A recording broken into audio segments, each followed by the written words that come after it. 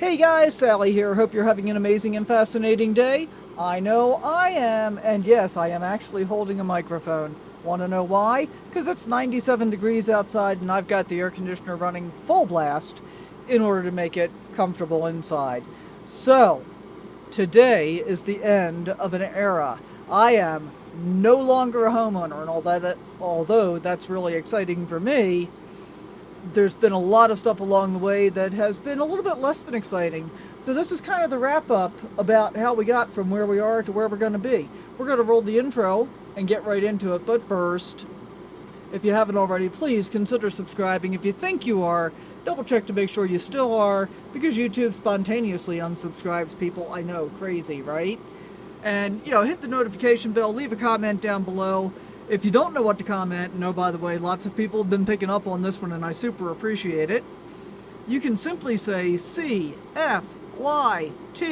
That's an acronym that stands for Comment for YouTube. All right, here comes the intro.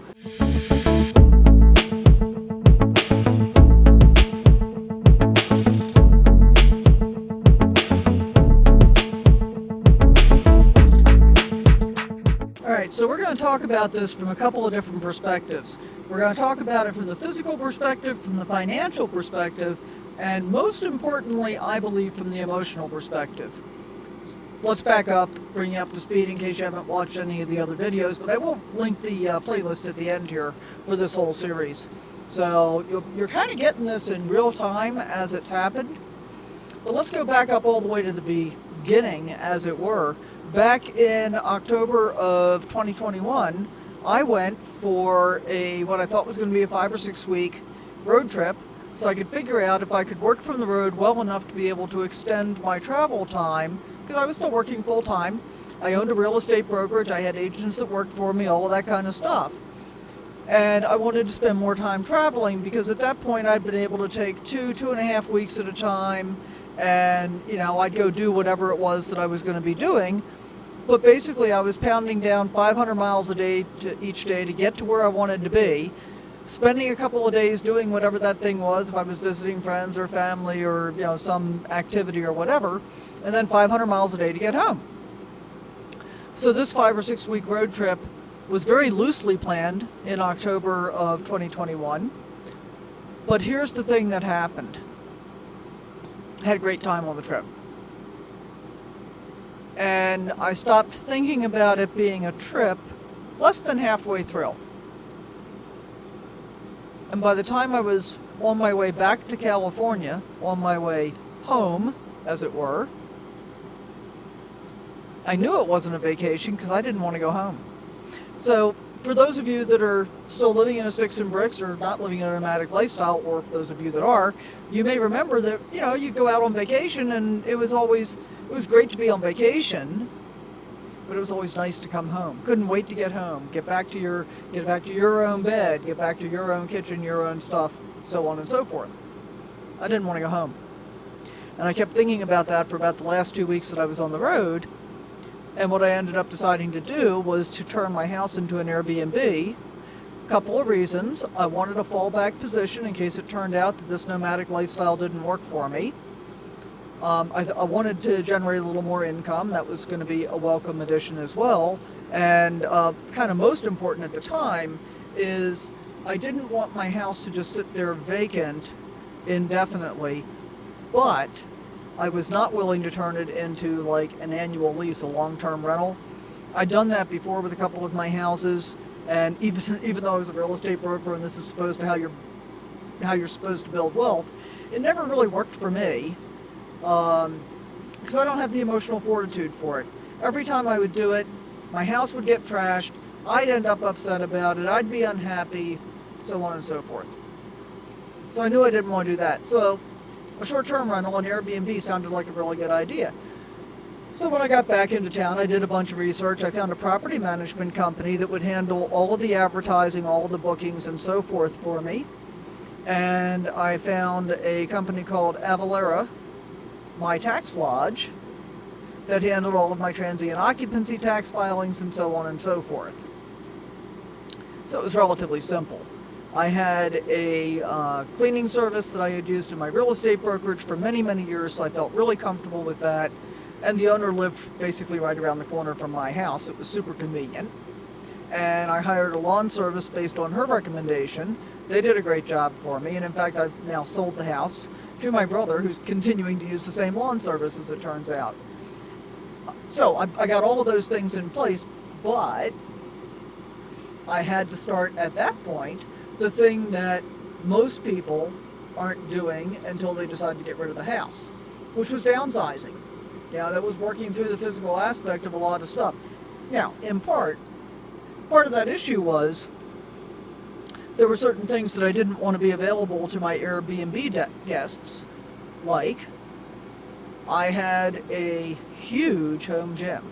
I had a big power rack, I had free weights, I had multiple, weight benches and stuff like that, pull down bars, all kinds of stuff. And my father was an attorney. My mother was a claims superintendent for an insurance company. And so I was brought up thinking about liability very, very seriously. And the first thing that went through my head when I'm thinking about my gym and guests there is not the adults that might want to be using my weights and so forth, but the fact that I could have kids where their parents are out in the living room, having cocktails, watching TV, whatever, and the kids are back in my gym and they're throwing weights at each other and damaging the walls and killing each other and, all kinds of horrible things. So I decided I was not going to leave that room available to my rental guests. And so, basically anything that I thought needed to be climate controlled that I intended to keep, I put into that room. And I also kept my garage because I had a lot of tools and a lot of other stuff stored there. I guess I need to back up even slightly further. I bought that house in 2018 when I sold a much larger house. I sold a house that was almost 3,500 square feet on 15 acres that I was living in by myself with 2 dogs, to move into this house that was much closer to town, just under 1,600 square feet on half an acre. So that was a big downsize, and I got rid of a tremendous amount of stuff when I made that move. When I bought the house that I just finished selling today, I knew that I needed to do a lot of remodeling because it was built in the 80s. It was all original. Nothing had ever been updated. It had 7 different kinds of flooring. It was a mess. And so I wanted to update it, and I knew that. So I unpacked as few things as I could possibly get away with when I first moved in. And interestingly, because, even back in 2018 when I moved in, I had a travel trailer. So there were a few times, more than a few times, when the contractors were ripping my kitchen apart and rebuilding it, that I ended up basically living out of my travel trailer and using my kitchen in there so that I could cook and, store food and so on and so forth. So I had to do the downsizing again in consideration of what I wanted to have be available for my guests. And so I went through and stuff that I didn't want them to potentially damage or have access to for whatever reasons, I moved either into that 3rd bedroom that had been a gym or into the garage. And then everything else was in the house. It was stocked, full kitchen, linens, all the stuff. So that was the beginning of 2022. I came back, I think mid-November, and it took about a month and a half, almost 2 months to get things together. So I got out of there again in January of 2022. And then I happily rented it for the next 2 years. And things went super, super well the first year, moderately well the second year.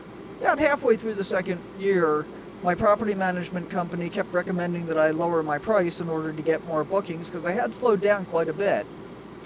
And ultimately I did that, and I did get some more bookings, but I wasn't making as much money off of it. Now, I had also decided in 2022 that because it was doing so well, and I realized how much less I needed to live on the road, I was going to go ahead and retire and close my real estate brokerage, which I ended up doing in September of 2022. So during 2023, the number of rentals had slowed down, the overall value had slowed down, so I wasn't making as much money. And then in December, I had guests in that left the place. They were there for about 2.5 weeks while they were waiting to buy another house. And they left the place kind of a mess. Did some damage, and my cleaners went in, told me what the damage was, sent me pictures, and I'm like, So I started thinking about it, and I would have had to replace a bunch of stuff. I decided, that was the end of December, I decided to wait through January of 2024, and I believe that the universe gives us exactly what it is that we truly want. That's what I believe. So I hadn't given this a whole lot of consideration until I started thinking about it in January, during which time I did not get a single solitary booking for any time in the future. Just didn't get any bookings. I was through the end of the first week in February, still didn't have any bookings. I mean, even if they were going to be months out. So I hadn't made a dime for all of 2024. But what it forced me to do was think about, why was I keeping the house? Well, I had decided to keep it because I wanted a fallback position in case I didn't like living on the road. I figured 2.5 years in, I probably liked living on the road just fine. And I didn't really need a fallback position. And then part of what I decided was that even if I did need a fallback position, that didn't necessarily mean that this house was the right house for me, or even in the right location, if and when I ever decided to get off the road. So I decided to sell it. And so at the end of February, I went back to California, parked in my driveway for about a week and a half while I went through and took care of the rest of the downsizing, because I had all that stuff that I had put in the third bedroom, which was originally the gym, and all of the stuff in the garage that, even though I didn't intend to keep any of it, I still had to go through it. I had some sensitive documents and stuff like that. And I've got some earlier videos from this series where I talk about getting rid of all of that stuff. And I am truly, truly grateful that really I only had basically two rooms to go through. And then to get rid of of everything, once I had done that, I hired an estate sale company.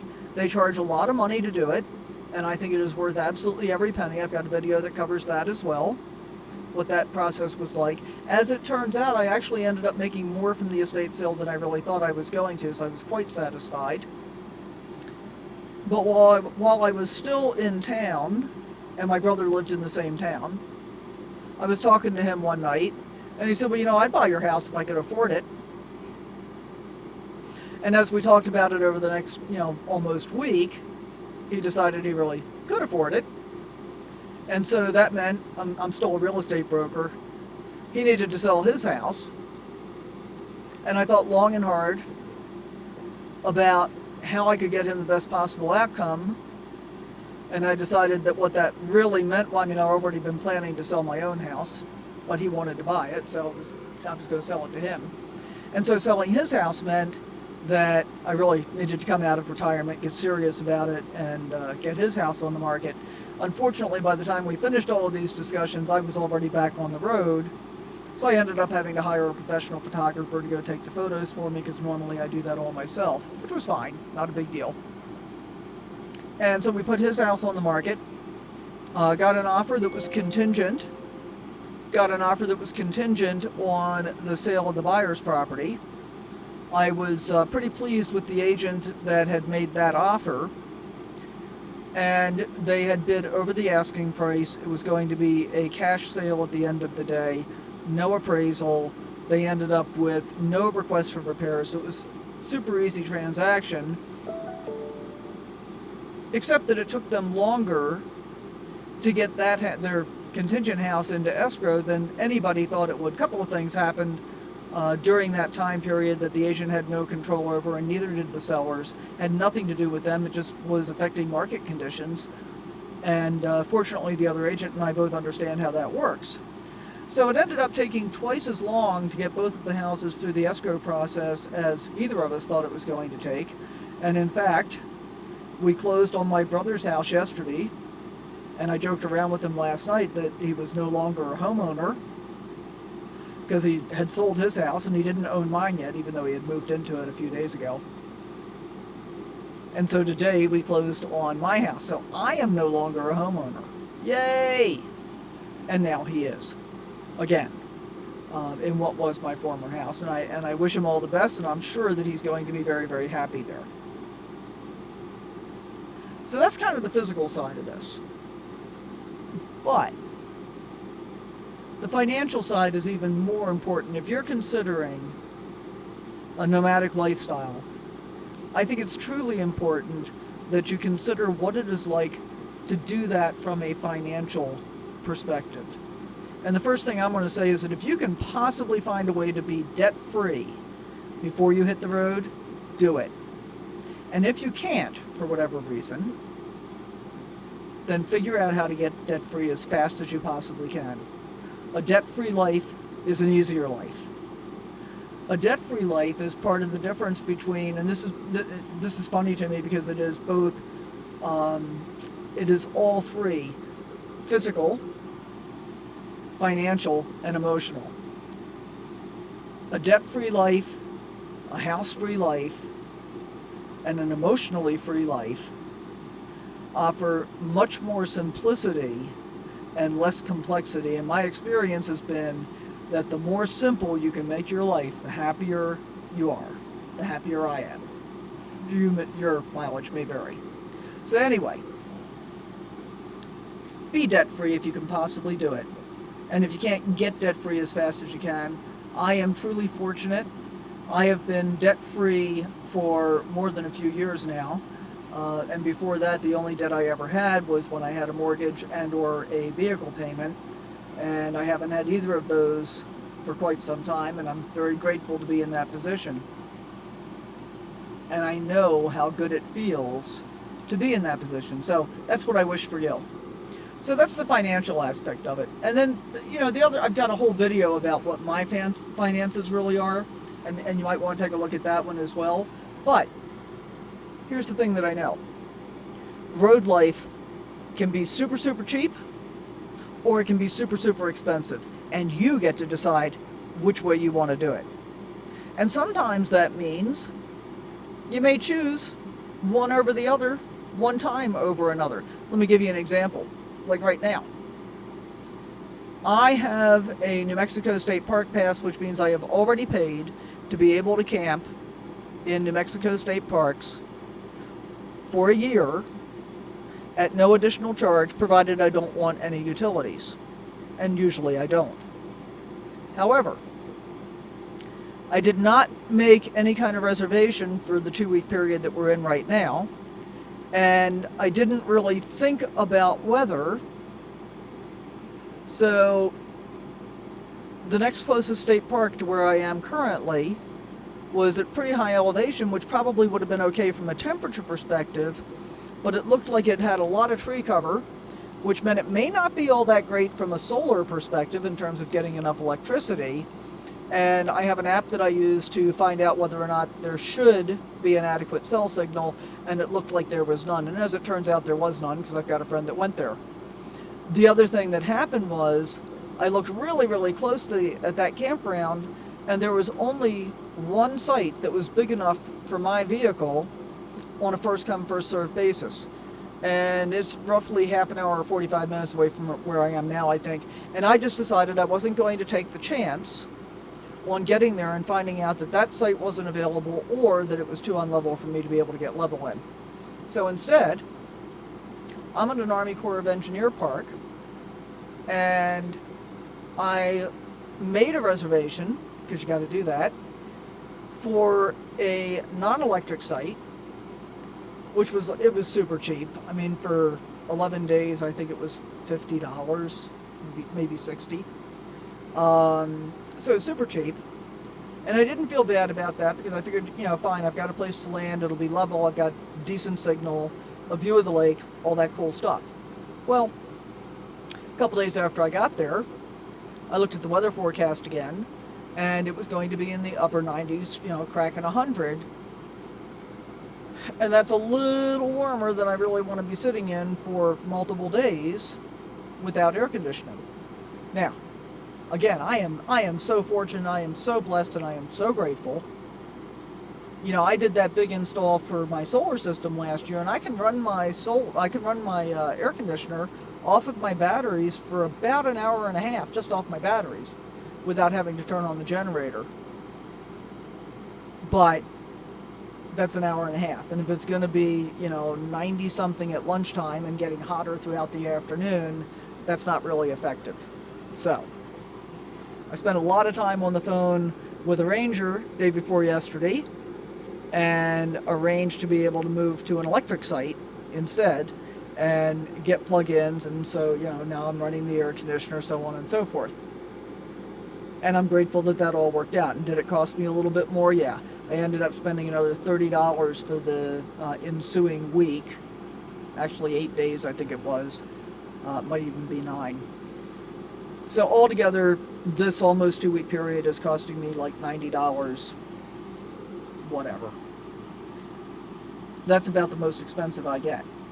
But it's not the most expensive most people get. I've watched a number of videos for YouTubers where they're talking about their budget, and for a couple they're spending $75,000 plus a year. And they're going from RV resort to RV resort and who knows what else, eating out a lot. A lot of people do that. I don't. I have a lot of food allergies. I'm a really good cook. I like to cook at home. As you've seen, I post a lot of cooking videos as well. So for me, I want my life to be pretty simple. I want it to be uncomplicated.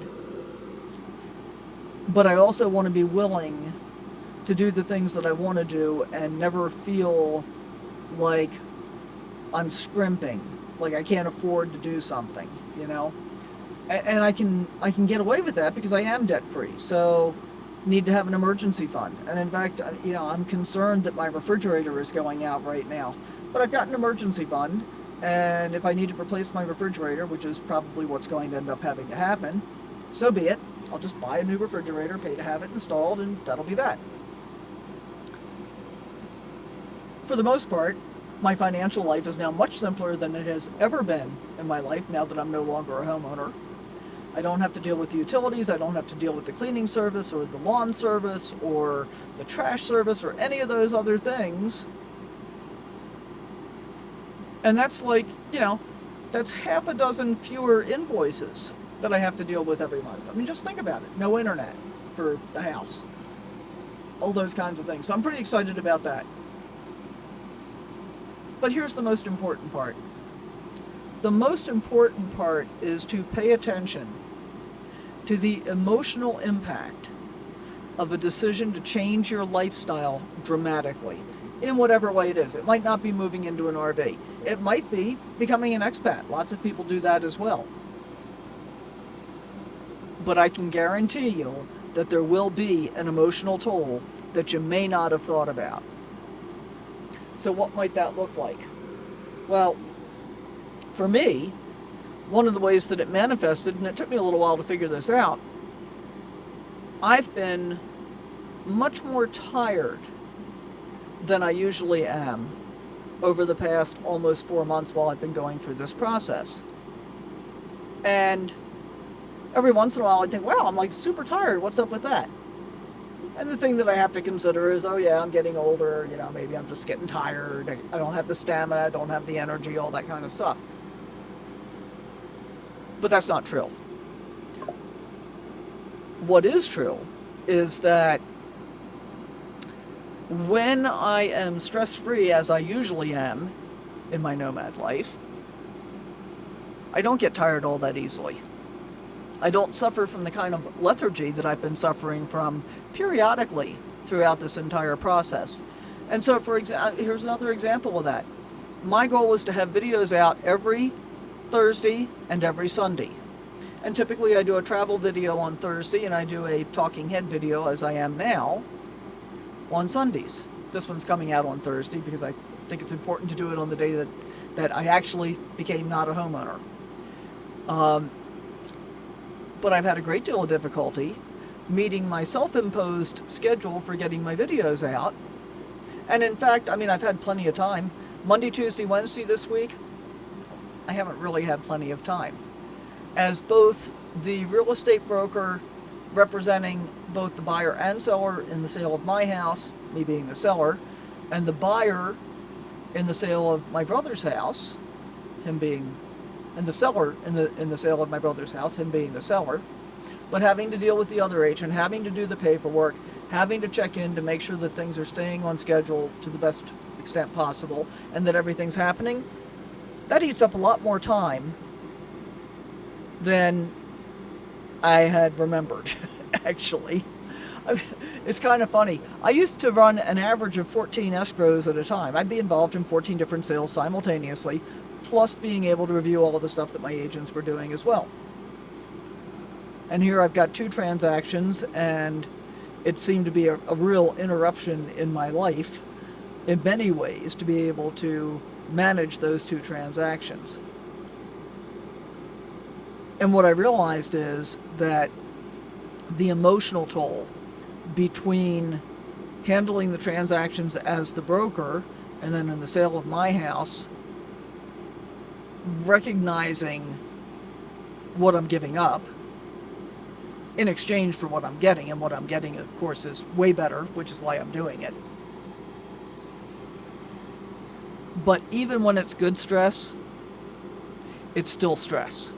It still takes a toll physically and emotionally. And so I've been a little more tired than I typically am. I officially no longer own the house, so that's cool. And I think I got off track a little bit because I was talking about how you can do this life really cheap or really expensive. And as I said, I've got a whole video that talks about my personal costs in doing that, my actual costs, and you may find that helpful. But I also think it's important to make a choice about which way you want to live your nomad life. Do you want to do it cheap, or do you want to, have a budget that's pretty extensive and expensive? And once you've made that choice, be open to change. You know how often I say that, but always be open to change, because you might change your mind about it.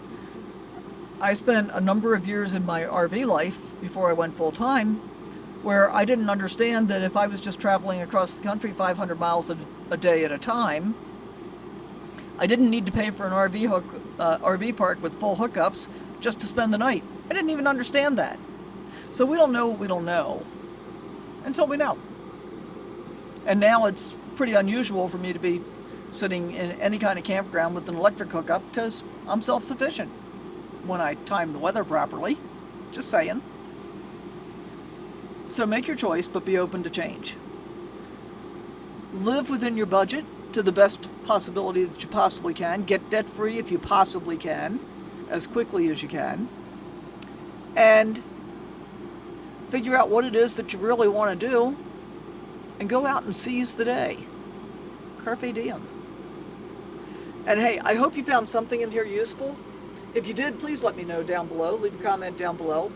And I guess if you're thinking about being able to sell your home and you don't have a relationship with a great agent and you need to get one, you can reach out to me. I was part of a mastermind group that ran with some of the top agents and lenders throughout North America for, almost 15 years, I think, before I retired. And I'm still in contact with all those people because they're a lot of great friends. So if you need a great agent, if you need a recommendation, I'd be happy to help you with that. If you got questions about anything specific that you want to go through about how to make this work, how to make life different, what do you really need, what do you not really need, let me know. Leave your comments down below. Just say hi. Say CFYT. Or leave an emoji. It matters not. But, as always, I want to let you know how much I appreciate each and every one of you taking the time to watch my videos. It really does mean a lot to me, and I hope it means something to you as well. That's all I got for now. Check the playlist for the rest of the stuff about how to get rid of your house and, move into the nomad lifestyle, and we'll see you on the next one. Thanks for watching.